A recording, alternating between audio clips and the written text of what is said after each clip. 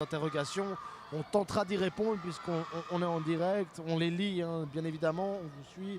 Mais n'hésitez pas voilà, à aussi dire votre avis, qui est selon vous le favori du tournoi, votre équipe préférée, etc. Alors Stéphane, il y a le coup d'envoi qui est prêt à être donné, je te laisse pour ce très belle affiche.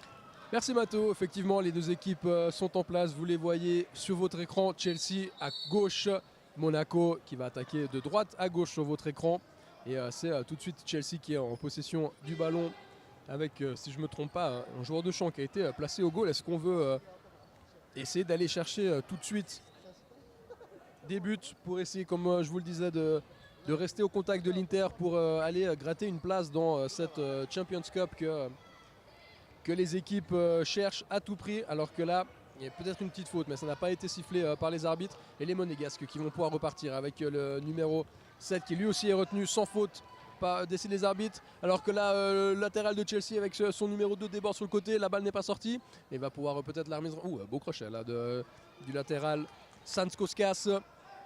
C'est encore lui qui va garder la balle, mais il la laisse au numéro 3, Frason, avec une frappe tentée par un joueur de Chelsea, le numéro 7, Cizay. Et une autre frappe, et cette fois, c'est une frappe imparable. Pied gauche de Moses Cizay. Pied gauche avec un ballon qui finit dans le petit filet. Aucune chance pour le gardien monégasque. Brian Douras, très bon gardien d'ailleurs, on vous le disait si vous avez eu l'occasion de nous suivre durant les matchs précédents de l'AS Monaco. Un très bon gardien hein, malheureusement qui a encaissé passablement de goals, mais il aurait pu en avoir bien plus si ce gardien-là n'avait pas été dans les cages. Alors que on approche de la deuxième minute de jeu et une balle qui va de nouveau finir sur un... Voilà, vous voyez ce que je venais de dire justement, ce gardien monégasque, une très belle parade là, alors que la frappe à nouveau d'un joueur londonien avait de quoi l'inquiéter. Et Chelsea qui va repartir de son côté. Chelsea d'ailleurs dont la première équipe traverse une période un petit peu particulière hein, si vous êtes amateur de Première Ligue et notamment de managers, hein, ceux qui jouent tous les week-ends à ce jeu où on doit choisir ses joueurs effectivement. Chelsea qui s'est incliné 3-0 à la maison à Stamford Bridge contre Bournemouth avant d'en prendre 4 à Watford lors du dernier Monday Night. Et ce sera à nouveau un Monday Night lundi prochain contre West Bromwich avant que Chelsea aille affronter le FC Barcelone en 8e de Ligue des Champions. Et là autant dire que pour Chelsea ça va être une autre paire de manches hein.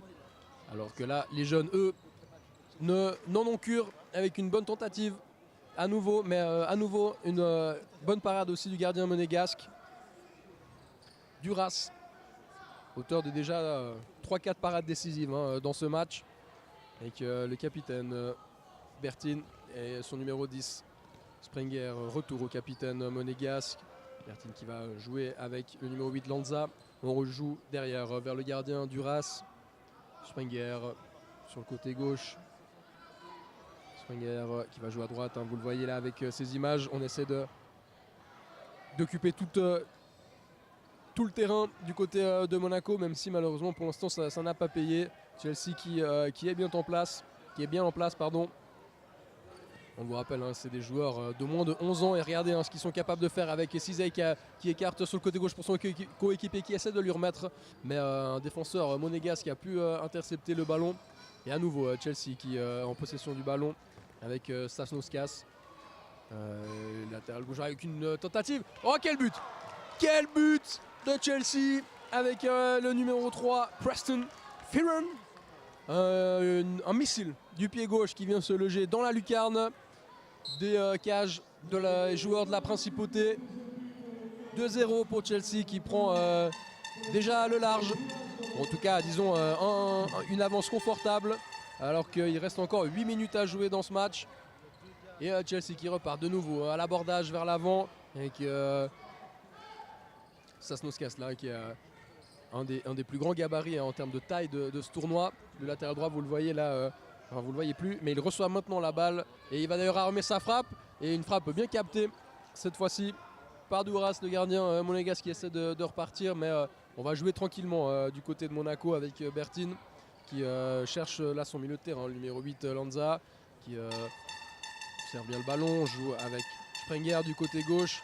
On essaie de chercher là-bas le capitaine monégasque Bertin, malheureusement pour les monégasques. La balle est interceptée. Tout ceci devant les yeux des supporters de Chelsea qui ont eux aussi amené leur badge de supporters. Vous le verrez peut-être à l'image. Exactement maintenant, vous voyez à côté de la bannière respect de l'UEFA, deux bannières de Chelsea avec deux supporters qui ont fait le déplacement. Alors probablement ce sont des parents de joueurs, même si évidemment c'est une information qu'on ne peut pas vous confirmer à l'heure actuelle. Et Sasnauskas qui peut repartir. On va jouer avec le joueur gardien qui remet à Sasnauskas. Là, il élimine son vis-à-vis. Une tentative de débordement, mais c'est bien arrêté par les joueurs de Monaco et Chelsea qui va revenir.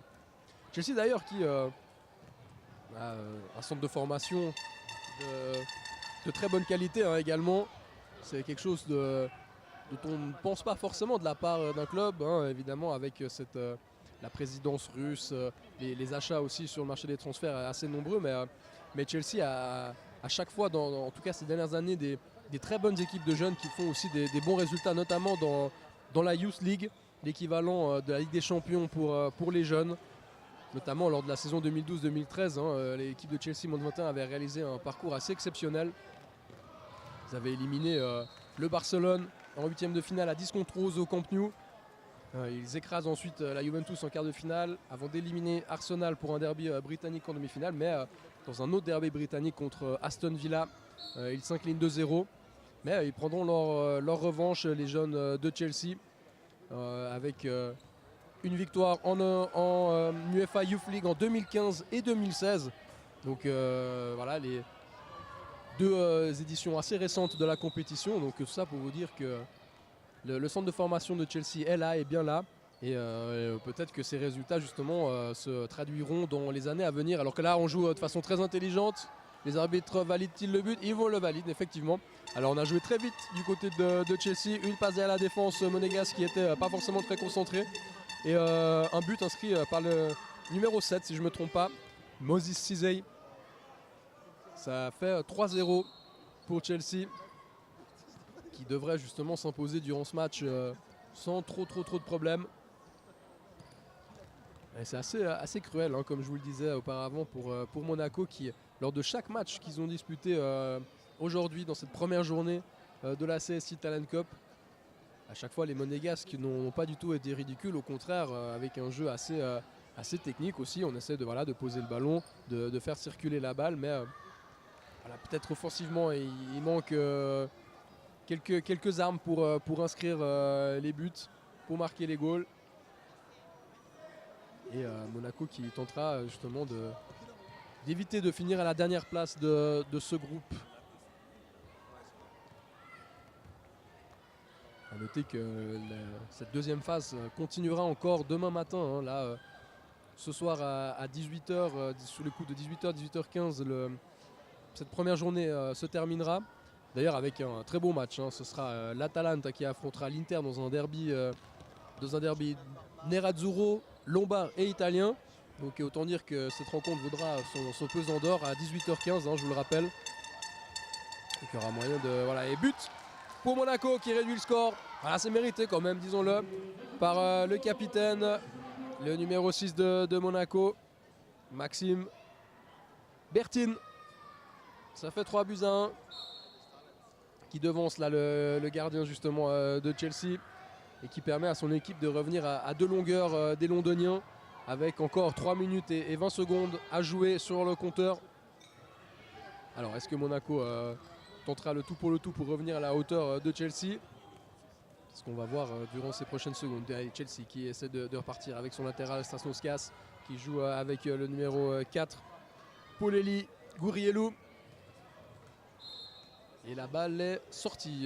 Ce sera une touche pour Monaco. On essaie de jouer vite, de ne pas perdre de temps. Alors qu'un joueur de Chelsea était en train de refaire ses lacets. Les joueurs de Monaco ne l'ont pas forcément vu. Et Chelsea qui repart avec le numéro 5, Soul Gordon. Gordon qui perd la balle. Et c'est Monaco qui va pouvoir repartir. Alors que voilà, le joueur de Chelsea a refait ses lacets. Il remercie d'ailleurs les arbitres et Monaco de lui avoir permis de refaire ses lacets. Dante Robinson, né le 23 octobre 2007 Eh oui, 2007, hein, c'est clair que pour les plus âgés d'entre vous qui entendent ça, ça fait tout de suite prendre un petit coup de vieux. Et voilà, des joueurs qui ont beau être jeunes, moins de 11 ans, on vous le rappelle, mais qui offrent déjà de belles choses et probablement que certains d'entre eux finiront professionnels, voire même plus. Ça a déjà été le cas d'ailleurs de plusieurs joueurs qui ont participé à cette CFC Talent Cup. Donc on se réjouit de voir les résultats dans le futur.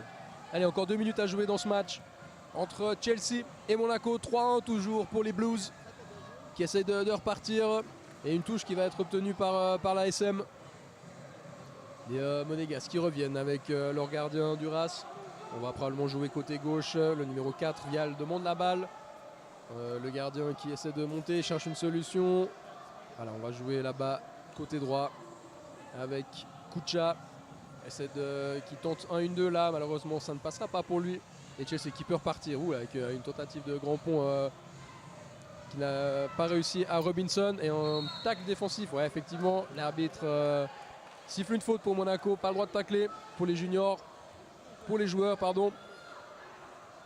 Donc vous le voyez, c'est le capitaine de Monaco, Bertin, qui va se charger de botter ce coup franc. Alors le mur de Chelsea qui n'a pas eu le temps de se mettre en place et goal. Et ouais, les joueurs de Chelsea qui dans le mur se sont pas suffisamment rapidement mis en place, ce qui a permis au capitaine de Monaco d'inscrire ce coup franc en force. 3-2, 45 secondes à jouer. Monaco va tenter le tout pour essayer d'arracher l'égalisation, qui serait au vu de ce match franchement pas un hold-up, on peut le dire. 35 secondes à jouer. Monaco qui tente de partir. Allez, une dernière récupération de la balle. Que veut dire l'arbitre? Touche pour Monaco. Bertin qui cherche la balle le long son attaquant, le numéro 9, Kuptsov. Et c'est un 100 mètres. Alors 100 mètres dégagé par Chelsea. Plus que 20 secondes sur le chronomètre. Touche.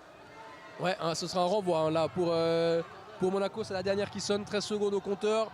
Ah, il faut la jouer vite là du côté monégasque si on veut essayer d'égaliser. Et malheureusement pour les Français, le dégagement de leur gardien ne passe pas au milieu de terrain et on va s'arrêter là. 3-2, victoire des Blues de Chelsea contre Monaco. Oui, aïe. Oula, alors que le gardien de Monaco a dégagé la balle directement sur son attaquant, Artem Kuptsov, qui